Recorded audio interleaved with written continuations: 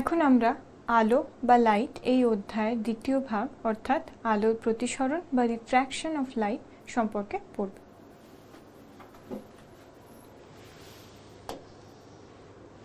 আলোর প্রতিসরণ বা refraction of light. স্বচ্ছ মাধ্যমে আলোক রশ্মি সরলরেখায় যায় এবং বিভিন্ন মাধ্যমে আলোকের গতিবেগ বিভিন্ন।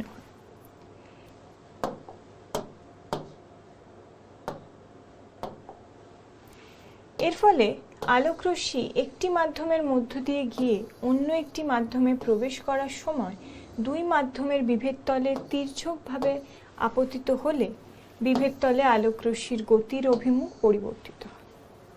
অর্থাৎ আলোক রশ্মি যখন এক মাধ্যম থেকে অন্য মাধ্যমে যায় তখন তাদের মধ্যে গতিবেগের যে পরিবর্তন, তার ফলে আলোক রশ্মি যদি এক মাধ্যম থেকে অন্য মাধ্যমে তির্যকভাবে আপতিত হয় তাহলে তাদের অভিমুখ পরিবর্তিত হয়। এই ঘটনাকে আমরা আলোকের প্রতিসরণ বলে জানি। দুই মাধ্যমের বিভেদ তলে আলোক রশ্মি লম্বভাবে আপতিত হলে শুধু গতিবেগের পরিবর্তন হয়, তবে অভিমুখের কোনো পরিবর্তন হয় না।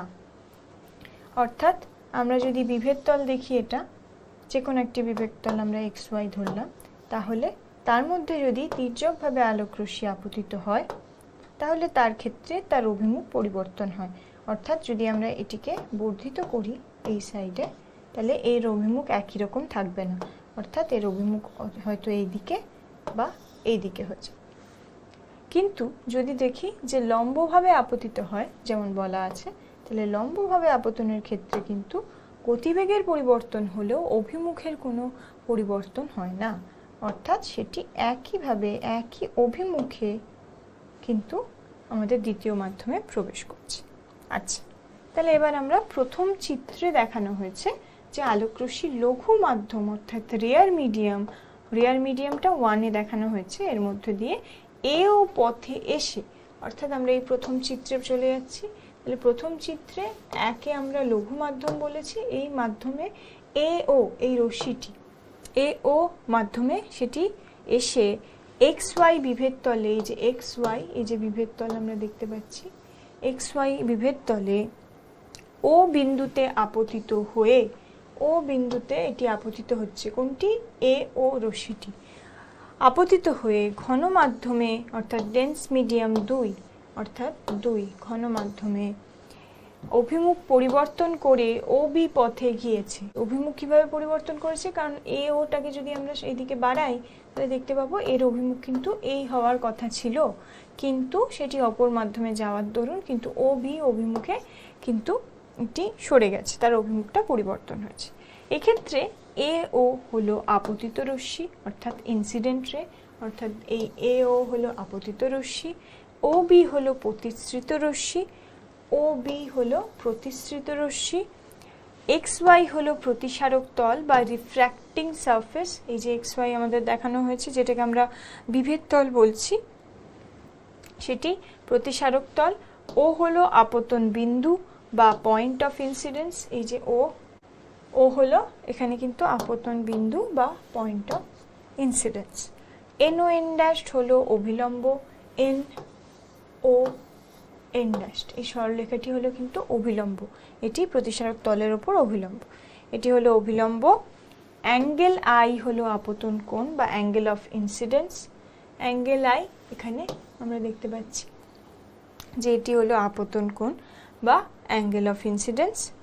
অ্যাঙ্গেল R হলো প্রতিসরণ কোণ অর্থাৎ অ্যাঙ্গেল অফ রিফ্র্যাকশন। এক্ষেত্রে প্রতিসৃত রশ্মি OB অভিলম্বর দিকে বেঁকে যায়, অর্থাৎ তাহলে এক্ষেত্রে আমরা কি দেখছি? এটা যেহেতু আমরা দেখছি লঘু মাধ্যম থেকে ঘন মাধ্যমের দিকে যাচ্ছে, আমরা যেহেতু দেখছি লঘু মাধ্যম থেকে ঘন মাধ্যমের দিকে যাচ্ছে, তাই কি হচ্ছে? এই রশ্মিটি কিন্তু অভিলম্বের দিকে বেঁকে যাচ্ছে। আমরা আবার এওটিকে বর্ধিত করে একবার দেখাই যে এটি এই দিকে হওয়ার কথা ছিল, কিন্তু অভিলম্ব কোন দিকে? এটি অভিলম্ব,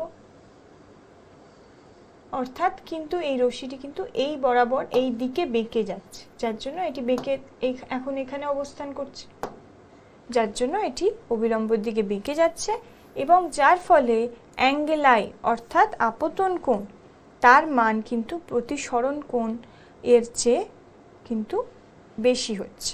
তাহলে এখানে আমরা দেখতে পাচ্ছি লেখা আছে angle I greater than angle R. তাহলে আমরা এখানে বুঝতেই পারছি যে এখানে আই অ্যাঙ্গেল আই এর মান অ্যাঙ্গেল আর এর চেয়ে কিন্তু বেশি হচ্ছে। এবার আসছি দ্বিতীয় চিত্র।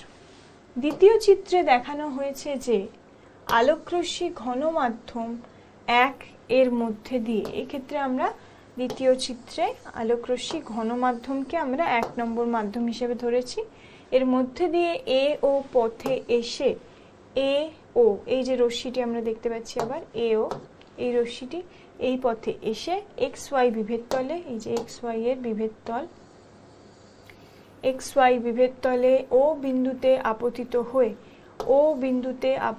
হয়ে লঘু মাধ্যমে 2 এর অভিমুখ পরিবর্তন করে ও বি পথে গিয়েছে। অর্থাৎ আমরা ঘন মাধ্যম থেকে লঘু মাধ্যম দ্বিতীয় মাধ্যম হিসেবে কাজ করছে। সেই দ্বিতীয় মাধ্যমে যাওয়ার সময় কি হচ্ছে, সেটি যে অভিলম্ব থেকে কিন্তু দূরে সরে যাচ্ছে, সেটি অভিমুখ পরিবর্তন করছে। এক্ষেত্রে প্রতিসৃত রশ্মি ওবি অভিলম্ব থেকে দূরে বেঁকে যাচ্ছে, যার ফলে যদি আমরা অভিলম্বটিকে আরেকবার এঁকে দেখাই তাহলে ভালোভাবে বোঝা যাবে।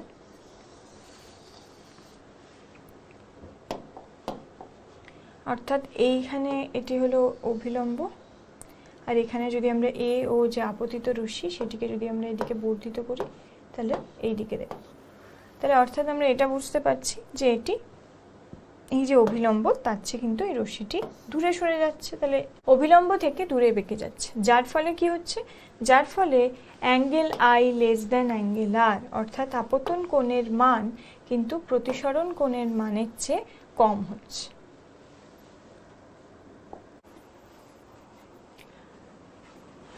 আলোকের প্রতিসরণের সূত্রগুলি, লজ অফ রিফ্র্যাকশন। আলোকের প্রতিসরণের দুটি সূত্র হলো, 1 নম্বর, আপতিত রশ্মি, প্রতিসৃত রশ্মি ও প্রতিসারক তলের ওপর আপতন বিন্দুতে অঙ্কিত অভিলম্ব একই সমতলে থাকে। অর্থাৎ এখানে আমরা দেখছি আপতিত রশ্মিটা কি, আপতিত রশ্মিকে এখানে আই হিসেবে বলা আছে। প্রতিসৃত রশ্মি এখানে কি, প্রতিসৃত রশ্মি এখানে আর, এবং প্রতিসারক তলের ওপর, এখানে প্রতিসারক তলটি কি, পি কিউ হলো একটি প্রতিসারক তল।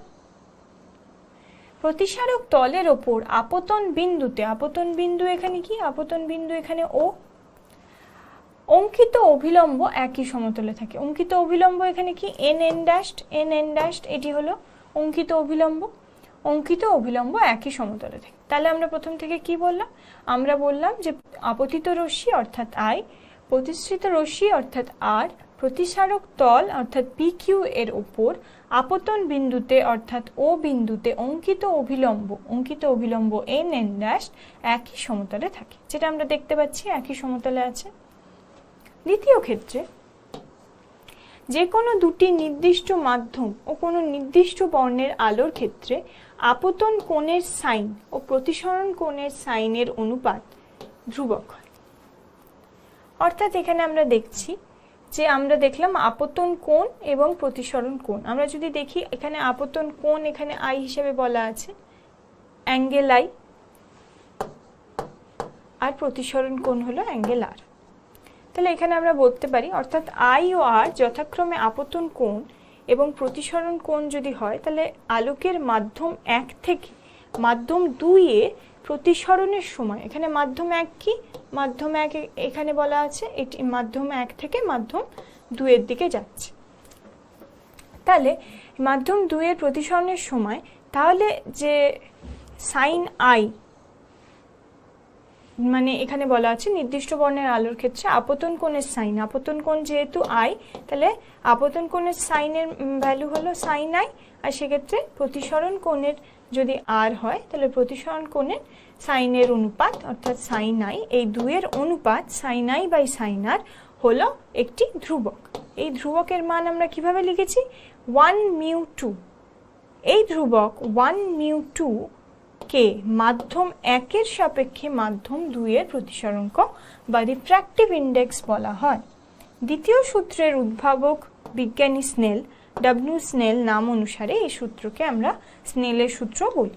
তো দ্বিতীয় সূত্রকে আমরা স্নেলের সূত্র হিসেবেও জানি। প্রতিসারাঙ্কের মান মাধ্যম দুটির প্রকৃতি ও আলোকের বর্ণের উপর নির্ভর করে। যখন আপতন কোণের মান শূন্য হয়, অর্থাৎ লম্বভাবে আপতিত রশ্মির ক্ষেত্রে প্রতিসরণ কোণ আর শূন্য, তখন লম্বভাবে আপতন কোণের ক্ষেত্রে প্রতিসরণের সময় আলোক রশ্মির কোনো দিক পরিবর্তন হয় না, যেটা আমি আগে বললাম। অর্থাৎ যদি এখানে আপতন কোণ বা আপতিত রশ্মি, আমরা দেখতে পাচ্ছি এখানে আপতন কোণকে আই হিসেবে বলা আছে বা অ্যাঙ্গেল আই বা আই হিসেবে বলা আছে, তার মান যদি আমরা দেখি যে এটি লম্বভাবে আপতিত হচ্ছে,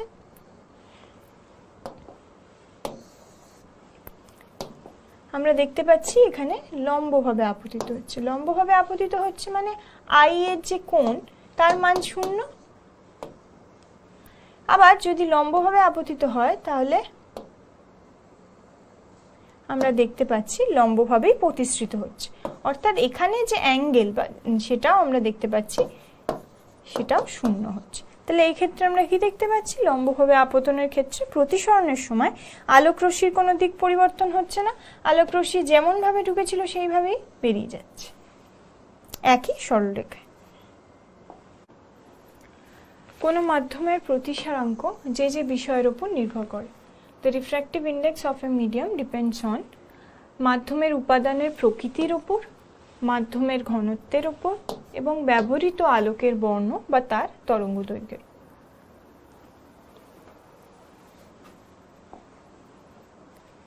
আলোক রশ্মির কৌণিক চ্যুতি বা অ্যাঙ্গুলার ডেভিয়েশন অফ লাইট রে, সেক্ষেত্রে আমরা আগের চিত্র অনুযায়ী পেয়েছি যে আলোক রশ্মির প্রতিসরণের ফলে কৌণিক চ্যুতি হলো ডেল্টা। আমি সেই চিত্রতে একবার চলে যাই।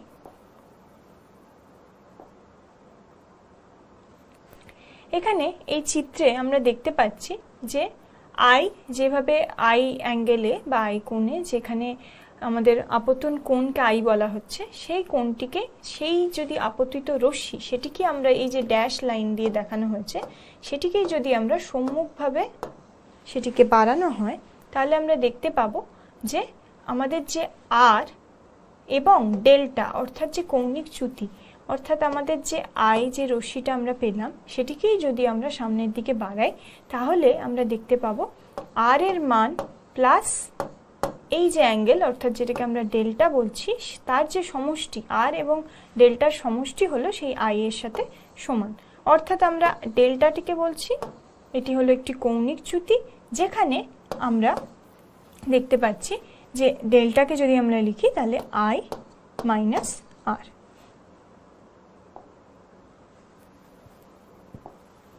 এখানে যেমন যদি আমরা এটাকে ছবিতে আর একবার দেখিয়ে দিই, এখানে আই যদি এভাবে আসে যেটি হলো আপতিত রশ্মি, এখানে যে অ্যাঙ্গেলটা সেটা আই কোণ, সেটাকে যদি সেইটাকেই আমরা আরো বাড়াই তাহলে আমরা দেখতে পাবো এই ড্যাশ লাইনটা কিন্তু এটি প্রতিসৃত হচ্ছে যে পথে সেটিকে যদি আমরা প্রতিসরণ কোণ যেটাকে আমরা আর বলছি তাহলে আমরা দেখতে পাবো যে এর মধ্যে একটি চ্যুতি আছে।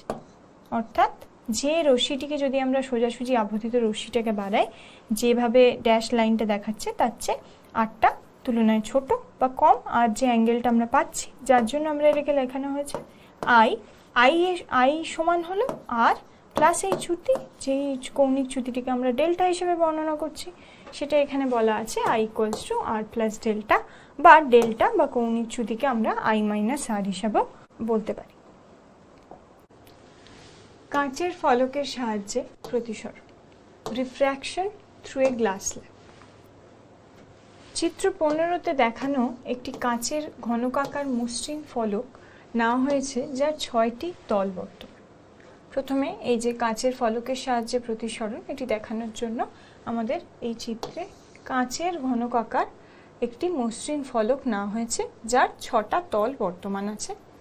আলোকরশ্মি ফলকটির একটি তলে আপতিত হয়ে ফলকের ভেতর অতিক্রম করে অপর তল দিয়ে বের হওয়ার সময় আপতিত রশ্মির সমান্তরালভাবে নির্গত হয়।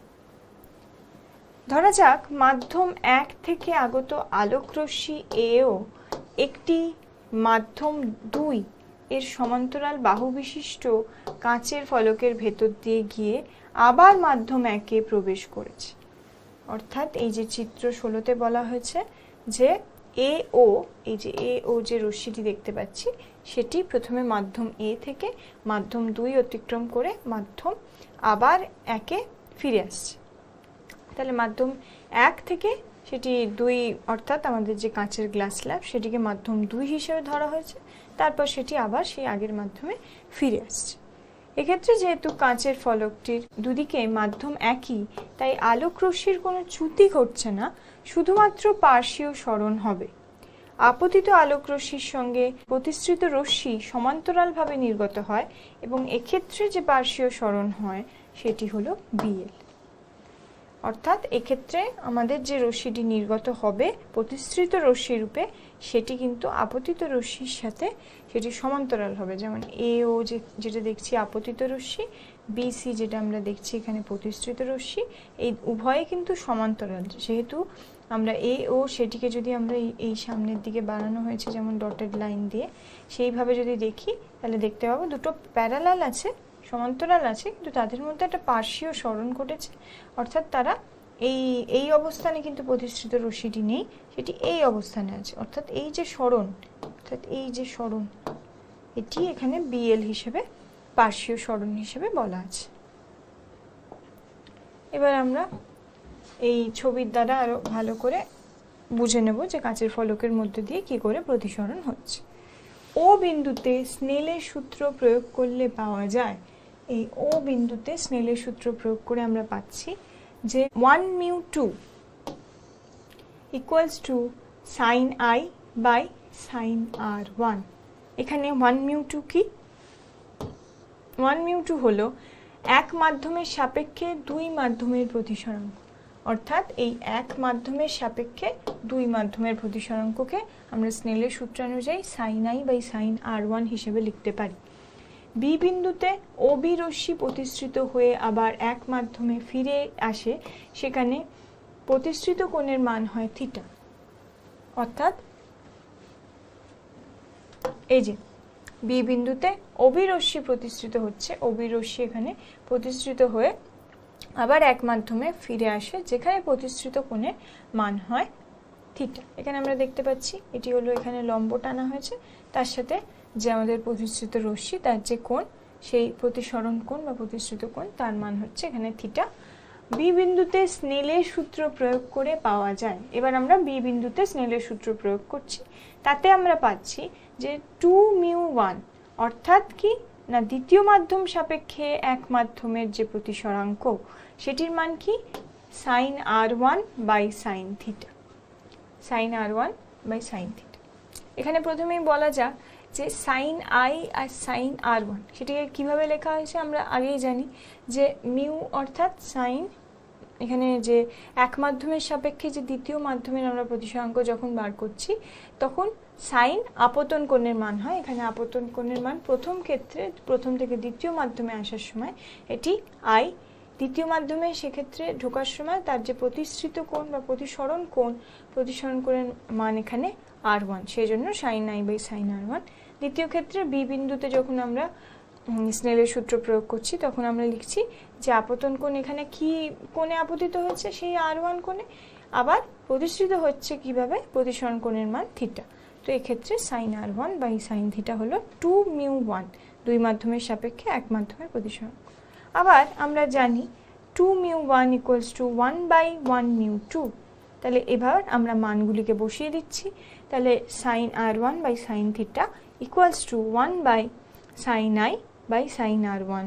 সেটিকে আবার এভাবেও লেখা যায় যে sine r1 by sine theta equals to sine r1 by sine I. তাহলে এক্ষেত্রে সাইন r1 আর এখানে সাইন r1 এভাবে কেটে যাচ্ছে এবং আমরা পাচ্ছি যে sine theta equals to sine I. অর্থাৎ এই যে থিটা সেটি সাইন আই, অর্থাৎ এ ও যে কোণে আপতিত হয়েছিল সেই একই কোণে কিন্তু বিসি প্রতিসৃত হচ্ছে। সুতরাং আলোক রশ্মিটি সমান্তরাল ফলকটির থেকে যে কোণে আপতিত হয়েছিল তার সমান কোণে বিপরীত বাহু দিয়ে বেরিয়ে আসবে। অর্থাৎ আপতিত রশ্মি ও নির্গত রশ্মি পরস্পরের সমান্তরাল হবে, কিন্তু তাদের পার্শ্বীয় সরণ। যেহেতু একই কোণে আপতন কোণ আর দ্বিতীয় ওই কাঁচের ফলকের বিপরীত পৃষ্ঠ দিয়ে যেভাবে যে কোণে বেরোচ্ছে সেটি সমান, তাহলে তারা সমান্তরাল আমরা আগেও দেখলাম। আর বিএল হলো এখানে পার্শ্বীয় সরণের মান। পার্শ্বীয় সরণ, তাহলে আমরা পার্শ্বীয় সরণ ওখান থেকে যেগুলি পেলাম, তাহলে পার্শ্বীয় সরণটি ফলকটির বেধের সঙ্গে সমানুপাতিক, আপতন কোণের সঙ্গে সমানুপাতিক, ফলকটির উপাদানের প্রতিসরাঙ্কের সাথে সমানুপাতিক এবং আপতিত আলোক রশ্মির তরঙ্গ দৈর্ঘ্যের সাথে ব্যস্তানুপাতিক। এবার আমরা আসব প্রিজম। পরস্পরের সঙ্গে উপযুক্ত কোণে আনত দুটি সমতলে আবদ্ধ যে কোনো স্বচ্ছ মাধ্যমের অংশকে প্রিজম বলে। এই তল দুটিকে প্রিজমের প্রতিসারক তল বা রিফ্র্যাক্টিভ সারফেসেস বলে। আমরা ছবিতে দেখে নেব যে দুটি রিফ্র্যাক্টিভ সারফেস এখানে ABED ও ACFD। এই চিত্রের মাধ্যমে আমরা দেখে নিচ্ছি ABED অর্থাৎ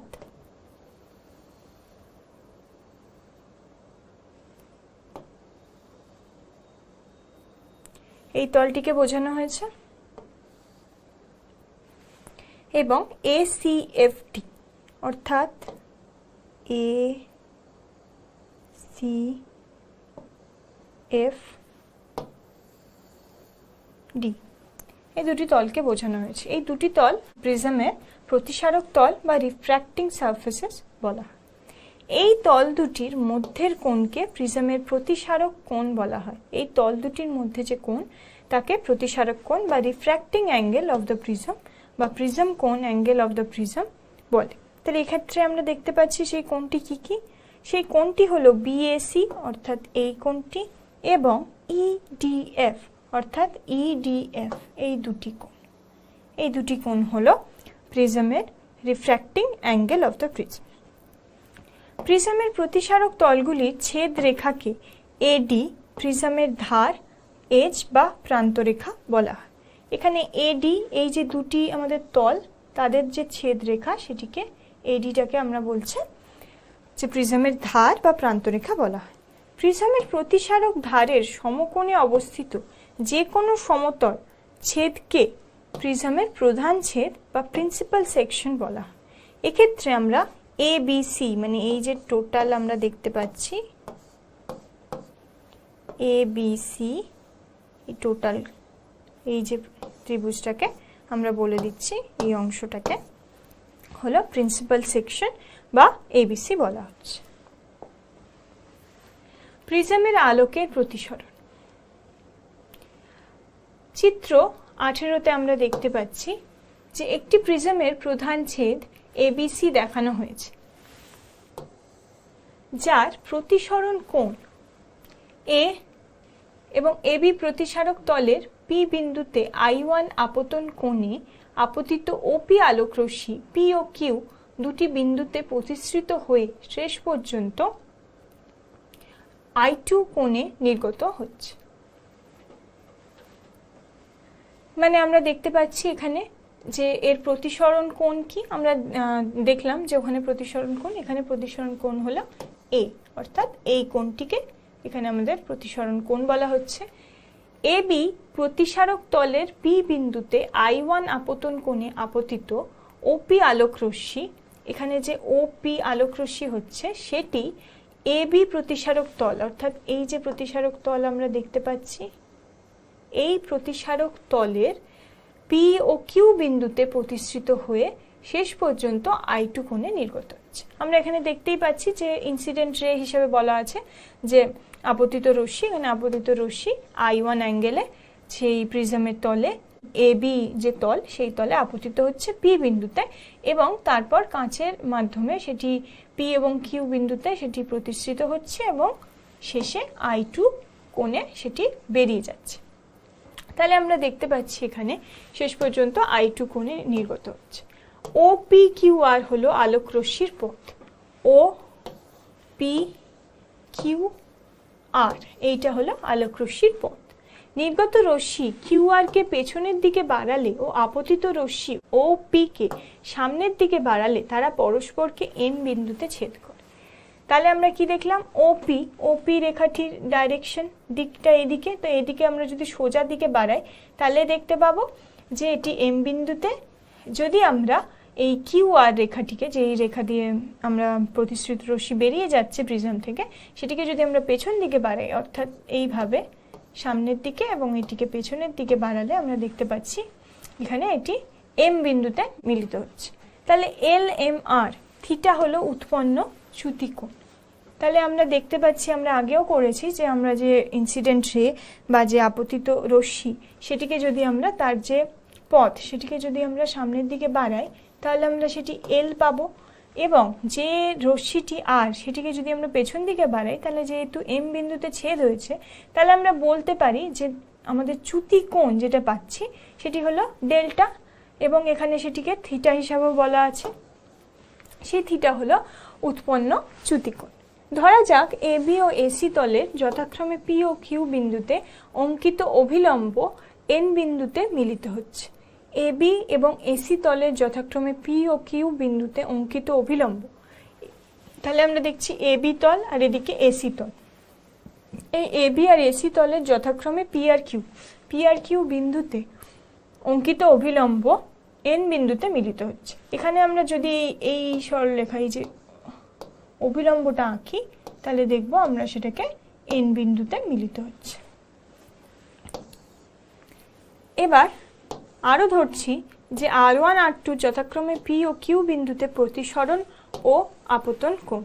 আরও আমরা দেখছি যে R1 ও R2 যথাক্রমে পি এবং কিউ বিন্দুতে প্রতিসরণ ও আপতন কোণ। পি বিন্দুতে আমরা কি দেখছি, পি বিন্দুতে প্রথমে ও পি যেভাবে আপতিত হয়ে প্রতিসৃত হচ্ছে R1 এ, তো R1 হলো আমাদের প্রতিসরণ কোণ, এবং কিউ বিন্দুতে যে আপতন কোণ সেটি হলো R2।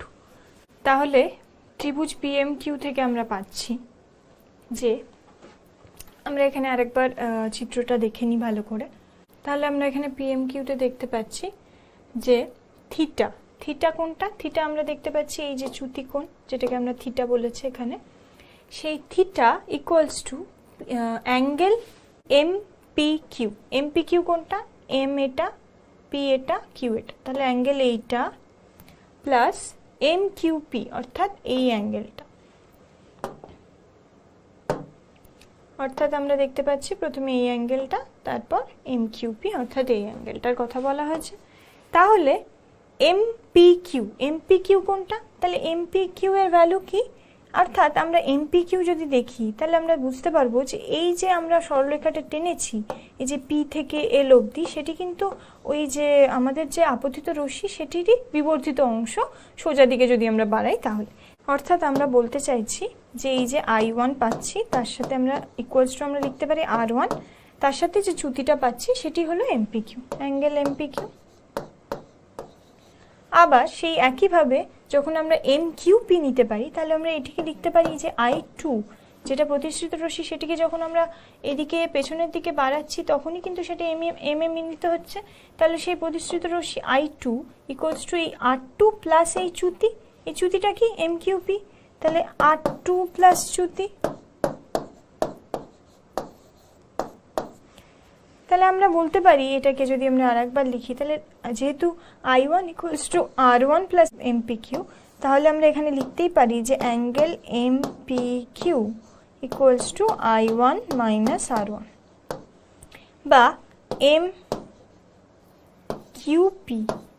Equals to I2 minus R2। তাহলে সেই ভ্যালুগুলোকেই আমাদের এখানে বসানো হয়েছে, I1 মাইনাস R1 আর I2 মাইনাস R2। তাহলে এক্ষেত্রে আমরা সেটিকে যদি আবার অন্যভাবে লিখি তাহলে এখানে পাচ্ছি যে I1 প্লাস I2, সেটিকে আমরা একসাথে লিখলাম মাইনাস R1 প্লাস R2। আবার যদি আমরা APNQ চতুর্ভুজ নিই তাহলে APNQ এই যে চতুর্ভুজটা এটা APNQ, এই চতুর্ভুজে আমরা দেখতে পারি সে তার লেখা আছে equals to angle A plus PNQ এই অ্যাঙ্গেলটা প্লাস PNQ এই অ্যাঙ্গেলটা, তার সাথে APN অর্থাৎ এই অ্যাঙ্গেলটা, তার সাথে আমরা নিচ্ছি এ কিউ এন, অর্থাৎ এই অ্যাঙ্গেল। কারণ অর্থাৎ এই চতুর্ভুজের এই চারটে অ্যাঙ্গেল নিচ্ছি, প্রথমে এন, তারপরে এপিএন, তারপর নিচ্ছি পিএন কিউ এইটা, তারপর নিচ্ছি এ কিউ এন। আচ্ছা, তাহলে আমরা জানি চতুর্ভুজের সবকটা যে কোণের সমষ্টি সেটি 360-র সাথে সমান বা 360 ডিগ্রির সাথে সমান। তাহলে সেই অনুযায়ী আমরা পাচ্ছি যে A plus PN Q plus AN P equals to angle A Q N. তাহলে এ প্লাস পিএন কিউকে আমরা 180 লিখতে পারি, কারণ আমরা প্রথমেই বলেছিলাম যে এই যে পিএন বা কিউএন যেটাকে আমরা ড্র করেছি, এখানে এঁকেছি, সেটি কিন্তু এই যে তল এ বি বা এসি এর সাথে লম্ব। তাহলে লম্ব মানে সেইগুলো 90 ডিগ্রিতে অবস্থান করছে।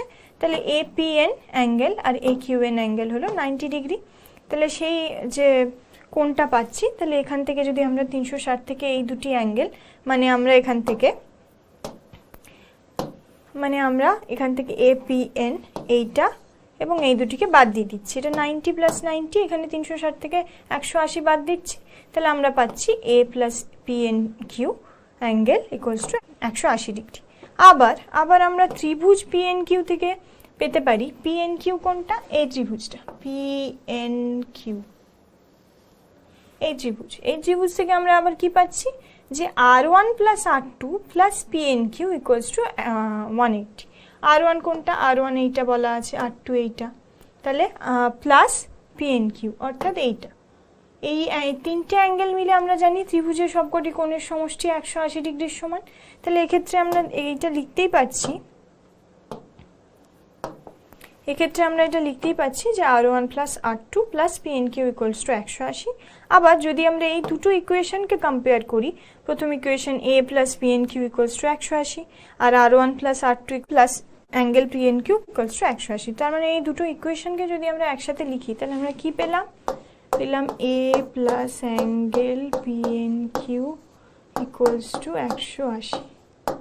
তার সাথে আমি কি পেলাম R1 plus R2 plus PN Q equals to 180।